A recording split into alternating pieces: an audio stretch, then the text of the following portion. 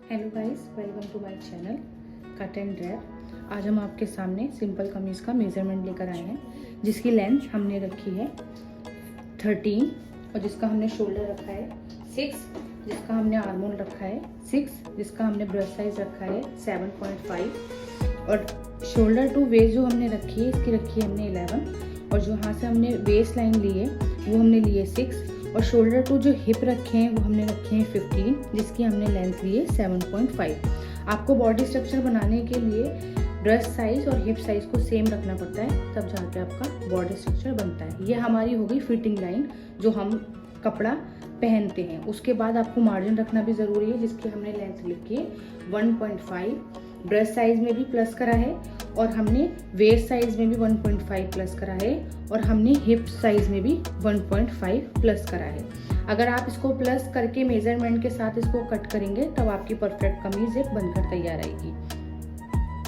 एक चीज़ आपको और बताते चलूँ, जो हमने आर्मोल की शेप दी है वो हमने यहाँ से 1 इंच का उठाव रखकर आर्मोल की हमने शेप दी है। आर्मोल की शेप को आपको मेजरमेंट के साथ तक देनी है। दूसरी चीज़, हमने अपना फैब्रिक फोल्ड में रखा है इस पैटर्न को, इसलिए हमने इसका 4 भाग करा है। मतलब हमारा जो ब्रेस्ट साइज था वो 30 था, 30 को हमने 3 भाग में निकालने के बाद ये हमारा 7.5 आया है। सेम सिचुएशन हम वेस्ट लाइन में भी रखेंगे कि हमारी 24 थी, 24 का हमने तीसरा भाग निकाला है तो उसका 6 आया है।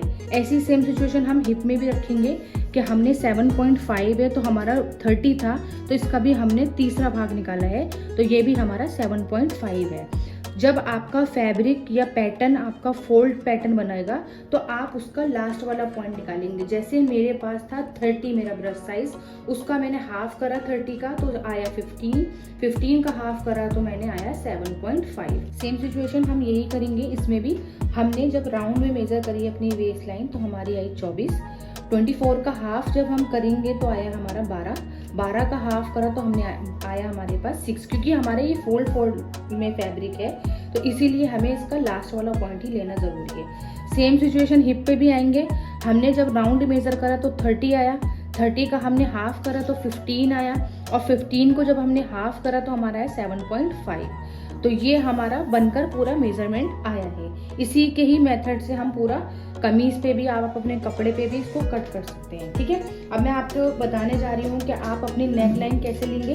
नेक लाइन लेने के लिए आपको शोल्डर के साइड पर 1 इंची टेप रखना है, जिसका आपका शोल्डर 6 था। अगर आपका 6 होगा तो आप उसका 3 रखेंगे। अगर आपका ब्रेस्ट साइज हल्का है तो फिर चौड़ाई में आप इसको 3 रखेंगे। ठीक है, मैं यहाँ से 3 का निशान लगा रही हूँ। 3 का निशान लगाने के बाद डीप नेक की साइड में लगाने जा रही हूँ। आपका डीप नेक, अगर थोड़ा कुछ लोग बड़े नेक पहनते हैं तो आप उसके लिए बड़ा नेक रख सकते हैं। अगर कोई छोटा नेक पहनता है तो उसके लिए आप नेक छोटा पहन सकते हैं। ब्रॉड पहनेंगे तो ब्रॉड की कंडीशन आपको क्या करनी पड़ेगी, इसके लिए साइज को बढ़ाना पड़ेगा। और डीप पहनेंगे तो इसकी साइज को आपको थोड़ा सा कम करना पड़ेगा। तो मैं जो बनाने जा रही हूँ ये बेबी गारमेंट्स है। बेबी गारमेंट्स का हम कमीज तैयार करने जा रहे हैं। इसकी हम नेक लेंथ 4 रखेंगे। जहां से हमने 4 लिया है वहां से ही हम इसको 3 लेंगे। 3 लेने के बाद हम यहाँ पर एक स्केल से एक लाइन डालेंगे, जिसके लिए हम एक एल टाइप में एक बॉक्स तैयार कर लेंगे। इसके लिए आपको नेक शेप देने के लिए, अगर आपको नेक शेप राउंड में रखनी है इसके अंदर तो आप राउंड, अगर आपको नेक शेप आपको 5 साइड में रखनी है तो 5 साइड में बनाएंगे। तो हम लेकिन पहली वीडियो में हम इसको आपको राउंड में ही सिखाएंगे। मेरी नेक्स्ट वीडियो जो भी होगी आप उसमें मुझसे डिजाइनर या फिर डिजाइन वाले नेक आपको आगे समझाऊंगी। चलिए अब हम स्टार्ट करते हैं इसकी कटिंग अपने पैटर्न की।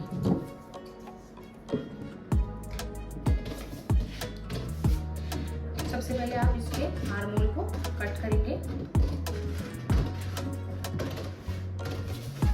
आपको इस चीज का ध्यान रखना है कि आपको अपना जो फिटिंग वाली लाइन है वो ना कट करके हम अपनी मार्जिन वाली लाइन को कट करेंगे।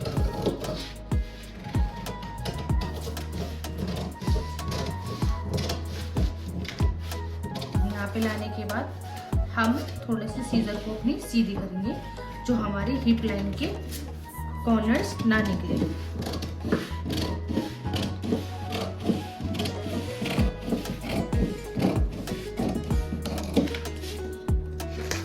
हमारा पैटर्न कट के अब हम आपको इसके फैब्रिक पर इस पैटर्न को रखकर कट करके दिखाएंगे।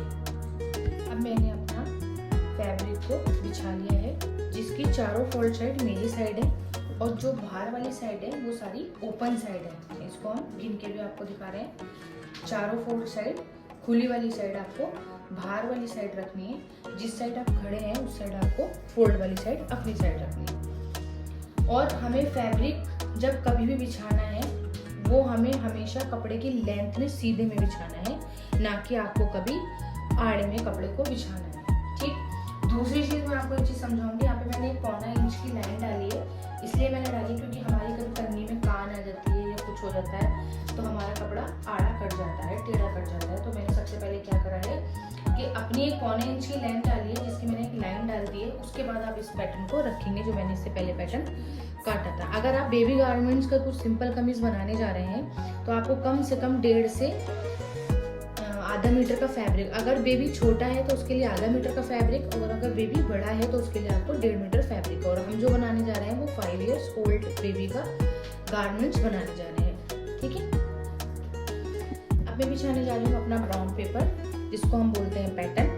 इसको हम अपने कपड़े पे फोल्ड वाली साइड, जो हमारी चारों फोल्ड साइड है वो हमारी साइड है, जहाँ पे हमारी नेक लाइन बनी हुई है वो हमारी फोल्ड साइड है, जहाँ पे हमने 1.5 इंच का मार्जिन लेकर रखा है जिसको हम बोलते हैं 1.5, वो हमारी बाहर वाली साइड है। वो हमारी ओपन साइड पे हम मार्जिन वाली साइड रखेंगे, और जो हमारी नेक लाइन वाली साइड होगी इस पे हम फोल्ड साइड रखेंगे। अब हम इसी पैटर्न के अकॉर्डिंग, जो मैंने आपको पैटर्न पे निशान लगा के दिखाया था, इसी को हम एक फैब्रिक पे रखकर, अपने जो हमने फैब्रिक बिछाया है उसको रखकर इस पे हम मार्किंग करेंगे। अब मैंने क्या करा था, जो 1.25 इंच की एक लाइन डाली थी वहां से अपना पैटर्न रखते हुए मार्किंग करने जा रही हूँ। ध्यान रखिएगा, जब आप मार्किंग करेंगे तो पैटर्न उठना नहीं चाहिए आपका, आपकी मेजरमेंट में वरना कमी आ जाएगी, वरना कमीज आपकी टाइट हो जाएगी। ठीक, लूज तो नहीं होगी लेकिन टाइट हो जाएगी। जब आप मार्किंग करोगे तो बहुत आराम से मार्किंग करेंगे। आपका पैटर्न बिल्कुल फाइनल पैटर्न है। इस पैटर्न पे आपको बार बार हाथ रख के स्लोली निशान लगाना है। अगर आपके पैटर्न जो आ रहा है उसके बाद अगर आपका कपड़ा नहीं बच रहा है तो कोई टेंशन लेने की बात नहीं है, क्योंकि हमारा जो पैटर्न है ना वो फाइनल पैटर्न है। इस फाइनल पैटर्न से कपड़ा कम नहीं हो रहा अंदर की तरफ, कपड़ा बाहर की तरफ ही है। तो आप इसी तरीके से अपनी कमीज पे निशान लगा सकते हैं। मेरी मार्किंग कंप्लीट हो चुकी है। अब आप अपने पैटर्न को हटा के इसकी कटिंग करेंगे। याद रखिएगा, कटिंग आपको वहीं से स्टार्ट करनी है जहाँ पे आपने 1.25 इंच की लाइन डाली थी। 1.25 इंच की लाइन से ही आप कटिंग स्टार्ट करेंगे, और एक हाथ अपना इस फैब्रिक पर जरूर रखेंगे कि हमारा फैब्रिक स्लिप ना हो।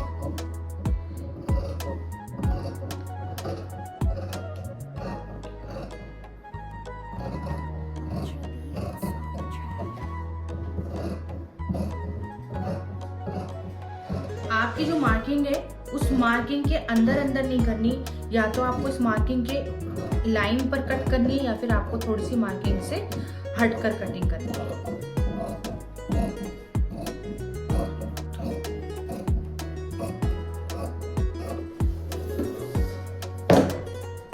हमारा कट करने के बाद कुछ इस तरीके से आपको सिंपल कमीज का डिजाइन मिलता है। अब मैं आपको इसे ओपन करके दिखाती हूँ।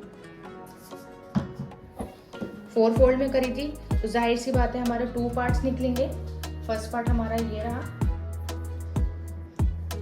और सेकंड पार्ट हमारा ये रहा। दोनों पार्ट्स हमारे कट हो चुके हैं। मैंने अभी कटिंग कंप्लीट करने के बाद अपना बैक वाला पल्ला इस तरीके से कुछ रख दिया है।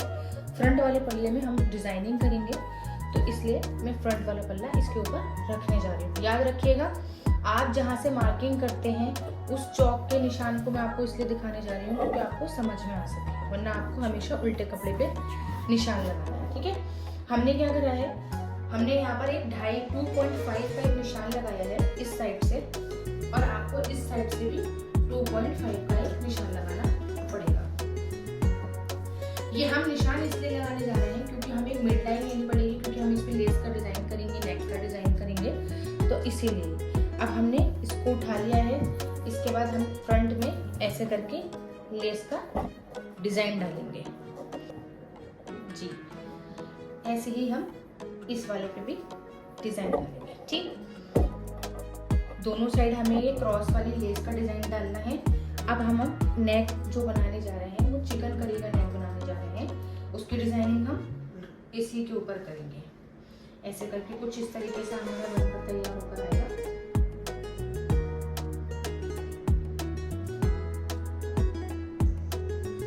पहले आप अपनी लेस को सिलेंगे, फिर उसके बाद आप अपने नेक बनाएंगे। अब हम आपको सेकंड पार्ट में इसकी स्टिचिंग करके दिखाएंगे। If you like this video, please like this video and subscribe my channel. Thanks for watching. Bye.